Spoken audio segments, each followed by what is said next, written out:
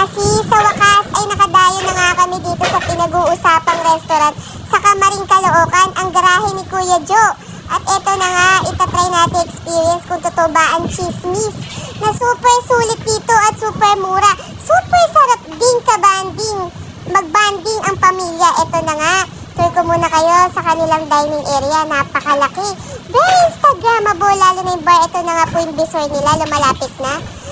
Medyo galit siya, pinresent na nga po pala niya menu at namili na kami. At ito ang bilis pa! Napakadami, grabe! Sipin mo, 250 pesos at super happy nga ang bagets. At ito kami, super happy for the happiness of family. Ayan, hindi na namin maubos yung mga time na ito na nga. Super happy, pumunta siya sa JK Bar Station. Naku, sana magka-milk tea na sila. Excited na kami ang mga bagets. We're waiting para super sulit ang punta namin dito. At ito na nga, may lumalapit sabi ng kanilang gusto. Galit marami ata kasi kami leftover.